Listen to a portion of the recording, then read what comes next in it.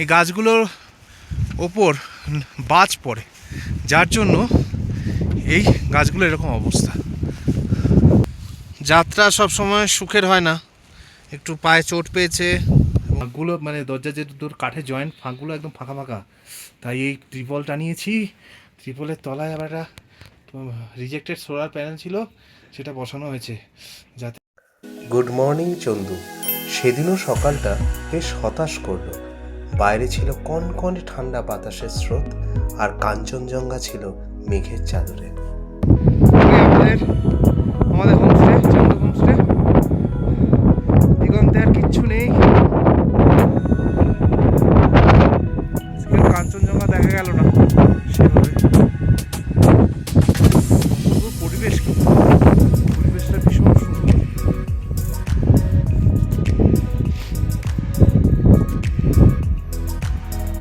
এখন এই জায়গাটা সেভাবে টুরিস্টরা আসে না এই জায়গায়।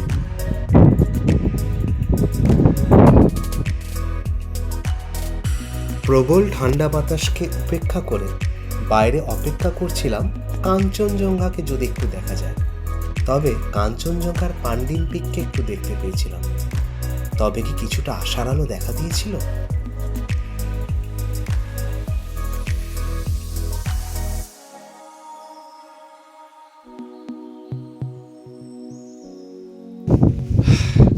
চন্দু হোমস্টেকে বিদায় জানিয়ে এবার আমরা যাচ্ছি সাভারগ্রামের দিকে। সাভারগ্রামের দিকে আমরা যাচ্ছি। তো ব্যাপারটা হচ্ছে এত হাওয়া। চন্দু হোমস্টে যে মালিক উনি খুব চিন্তিত আমার মেয়েকে নিয়ে। তো যদি বলছে যে এইটুকু পথ আপনারা যাবেন, বাচ্চা অক্সিজেনের কম পড়লে মুশকিলে পড়বেন, তো কিছুটা যেতে বসেই আমরা ঠিক আছে দেখা যাক এইটুকু হেঁটে এই জায়গাটা যাওয়ার চেষ্টা করছি। আশা করি এতটা দুর্গম পথ অতিক্রম করেছি, এটা অতটা কিছু মনে হবে না। দেখা যাক। আমরা চলেছি সাভারগ্রামের দিকে। এখন রাস্তা মোটামুটি একটু ফ্ল্যাট, একটু ডাউন, একটু আপ। যে কষ্টটা আগের দিনগুলো কাটিয়ে এসেছি অতটা এখন বোঝা যাচ্ছে না, কিন্তু খুব সুন্দর পরিবেশ। যদিও কাঞ্চনজঙ্ঘা দেখতে পাইনি সেটা বড় কথা নয়, কিন্তু পরিবেশটা ভীষণ সুন্দর। এই যে গাছগুলো দেখছেন, এরকম অজস্র গাছ আছে এখানে। আজকেটা যেটা গাছ দেখতে পাচ্ছি পূর্ণ গাছ, কালকে আবার এরকম দৃশ্য সেই গাছটা চলে আসবে। এই গাছগুলোর ওপর বাজ পড়ে, যার জন্য এই গাছগুলো এরকম অবস্থা। আমাদের সাথে আমাদের গাইড যাচ্ছেন শঙ্করজি, এবং জলের ব্যাগটা উনি নিয়ে নিয়েছেন আমার থেকে, আমার মেয়ের ব্যাগ। এবং সত্যি কথা বলতে আমার মেয়েকে নিয়ে উনি খুব চিন্তিত যে এই ওয়েদারে মেয়ের কোনো শরীর খারাপ হয় কি না।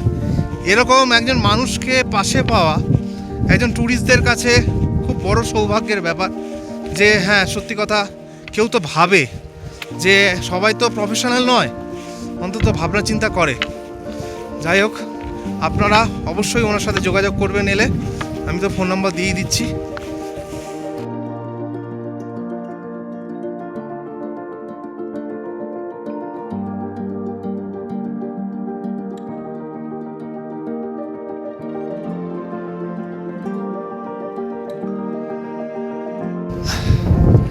আমরা এখন থাকুম ভ্যালির কাছাকাছি চলে এসেছি।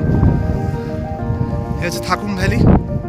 এখান থেকে কাঞ্চনজঙ্ঘা ভীষণই সুন্দর দেখায়, কিন্তু আর কিছু বলার নেই। কিন্তু সব কিছু সমান পাওয়া যায় না। যাই হোক, এত সুন্দর পরিবেশের মধ্যে হাঁটতেও বেশ ভালো লাগছে।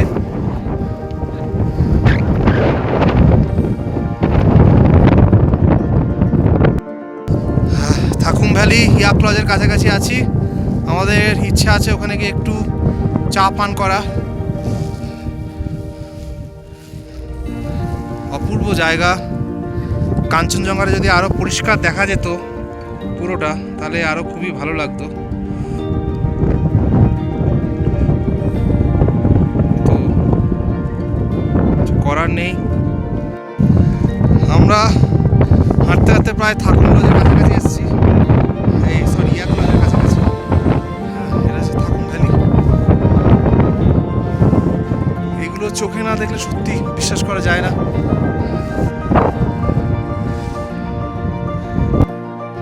পথে চলতে চলতে টায়ার্ড হয়ে পড়েছি। এই ইয়াক লজের কাছেই ঠাকুর ভ্যালির একটা জায়গায় স্টপ নিলাম, একটু চা পানের বিরতি। তো লরিছানারা আসছে ধীরে ধীরে। লরিছানার একটু শরীরটা আজকে খারাপ, তাই আজকেও টানতে পারছে না খুব একটা, কিন্তু সব প্রতিকূলতাকে পেছনে ফেলে আমাদের লরি এগিয়ে যাচ্ছে তার ডেস্টিনেশনের দিকে।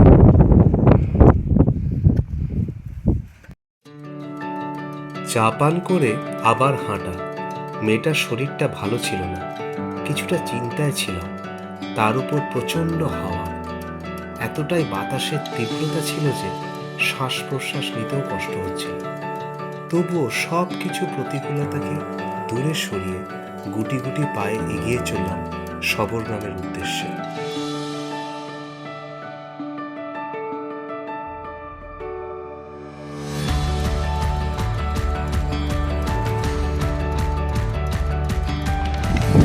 চলেছি সবরগ্রামের পথে।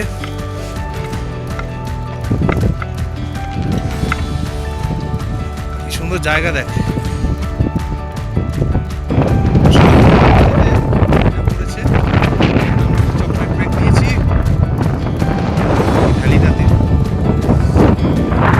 এই পাথরটাকে দেখতে অনেকটা যেন মানুষের পুকুরের মতো।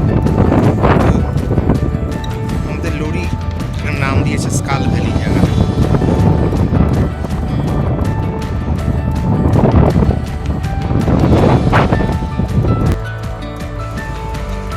ভীষণ ভঙ্গুর বন্ধুর এই পথ, একটু ভীষণ মাটিগুলো ভীষণই আলগা, দেখে সাবধানে চলতে হচ্ছে আমাদের। ভীষণই কঠিন পথ, ভীষণই কঠিন পথ অতিক্রম করে আমরা ক্রমশ এগিয়ে চলেছি আমাদের আজকে রাত যেখানে থাকবো, রাতে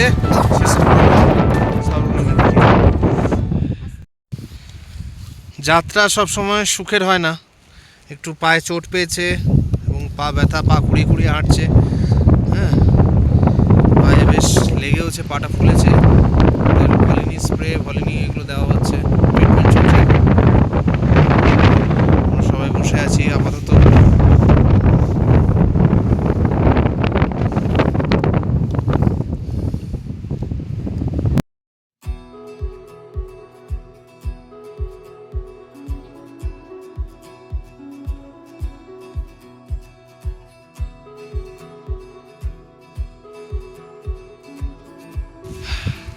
পথে চলতে চলতে প্রচণ্ড খিদে পেয়েছে, কিন্তু কোনো দোকান নেই এই অঞ্চলে। ধুধু প্রান্তর, আর কিছু গাছ, বাজে পুড়ে যাওয়া গাছ, এমনি গাছ আর পাহাড়। তো একটা তাঁবু পেলাম যেখানে ওরা রান্নাবান্না করে দেয়। হ্যাঁ, একটু আমরা চাউমিনের অর্ডার করেছি, করে চাউমিন দেবে। সেই তাঁবু, এখানে রান্না হয় আর এখানে হয় গেস্টদের বসার জায়গা, এখানে খাওয়া দাওয়া হয়। আর এই জিনিসগুলো দেখছেন, এগুলো হচ্ছে ইয়াকের চিজ।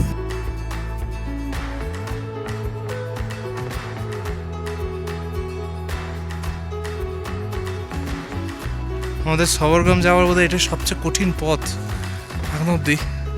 এই পথটা অতিক্রম করে যেতে হবে। দেখুন কীরকম অবস্থা। ওরা আসছে, শর্টকাট নিতে গেছিলাম, তো পথটা যথেষ্টই বিপদসংকুল। এই পথটা আমরা অতিক্রম করে এলাম, আসার পরে একটু কাঞ্চনজঙ্ঘা দর্শন পেলাম। দেখুন, এটা আমাদের যেন পুরস্কার দিল যে তোরা পরিশ্রম করেছিস, দেখ। হ্যাঁ, এটা আমাদের পুরস্কার দিল।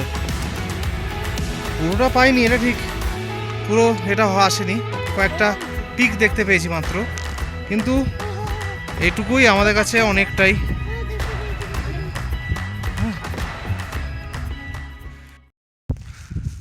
সবরগ্রামে ঢোকার সময় একটু কাঞ্চনজঙ্ঘা দর্শন পেলাম, আবার অল্প, সব নয়, কিন্তু এইটুকুই যথেষ্ট আমাদের কাছে। কিছু না, একেবারে কিছু না পাওয়ার থেকে কিছু পাওয়া অন্তত ভালো। এখন আমাদের এতটা পথ যেতে হবে, তবে সবরগ্রাম আমাদের হোমস্টে। ওইদিকে যাচ্ছে ফালুটের রাস্তা, কালকে এদিক দিয়ে ট্রেক করব, ট্রেক করে ওই যে ফালুট এখানে আমরা পৌঁছাবো। একটা জিনিস বুঝতে পারছি যে পাহাড়ে দেখতে কাছে লাগে কিন্তু যেতে অবস্থা খারাপ হয়ে যায়।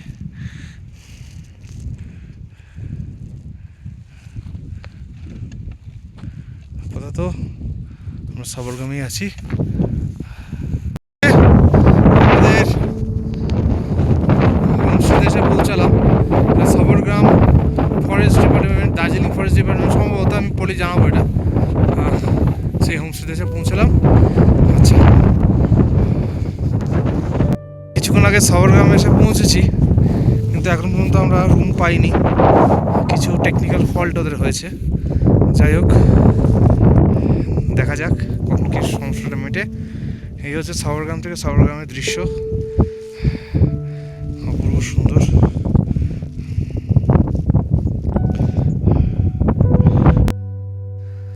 এই হচ্ছে আমাদের সবরগ্রামের স্টে।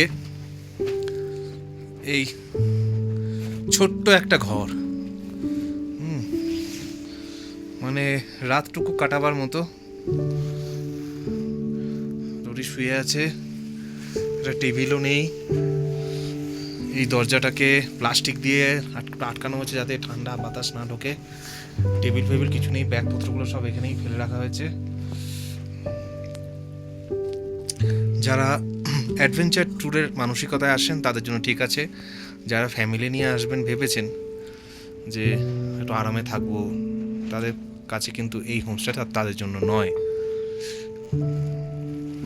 তবে আমাদের চা দিয়ে গেছে, আমরা এখন চা খাচ্ছি।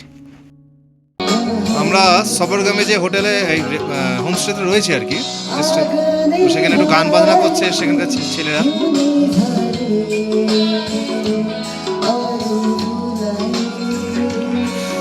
এটা হচ্ছে আমাদের রান্নাঘর।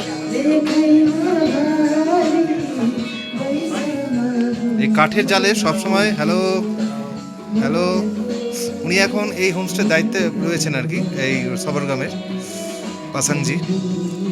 এই আগুনে দেখুন এখানে সবসময় গরম জল হতে থাকে যাতে আমাদের যারা আসি টুরিস্টদের সুবিধার্থে। আর এখানে গান বাজনা হচ্ছে, খুব সুন্দর একটা পরিবেশ। বাইরে বাইরে হু হু করে হাওয়া বইছে, কি করব। আর যে ঘরে দিয়েছে সে ঘরটার দরজার ফাঁকগুলো, মানে দরজার যে দুটো কাঠের জয়েন্ট ফাঁকগুলো একদম ফাঁকা ফাঁকা। তাই এই ত্রিপল টানিয়েছি, ত্রিপলের তলায় আবার একটা রিজেক্টেড সোলার প্যানেল ছিল, সেটা বসানো হয়েছে যাতে হাওয়া না ঢোকে। এই অবস্থা, প্রচন্ড ঠান্ডা, প্রচন্ড ঠান্ডা। মানে বাথরুম করতে যাওয়াটাও যেন একটা অভিশাপ আমাদের কাছে। বাথরুমও করতে যেতে মানে ইচ্ছা করছে না। এইভাবে ট্রেকের চতুর্থ দিনটি সমাপ্ত ঘটল। যত দিন পেরোচ্ছে ততই নিজেদেরকে নতুনভাবে চিনেছি। এক পাহাড় থেকে আরেক পাহাড় যত হেঁটে যাচ্ছি ততই আমাদের আত্মবিশ্বাস বেড়ে চলেছে। এই আত্মবিশ্বাসই বলছে আগামীকাল ভালো কিছু দেখব। ভালো কিছু স্বপ্ন নিয়ে আজকের এপিসোড এখানেই সমাপ্ত হলো। দেখা হবে আমাদের পরবর্তী পর্বে, মানে ফালুটে। আর হ্যাঁ, আমাদের চ্যানেলটি প্লিজ সাবস্ক্রাইব করুন, আরও ভালো কিছু দেখতে পাবেন এই আশা রাখি। সবাইকে নমস্কার।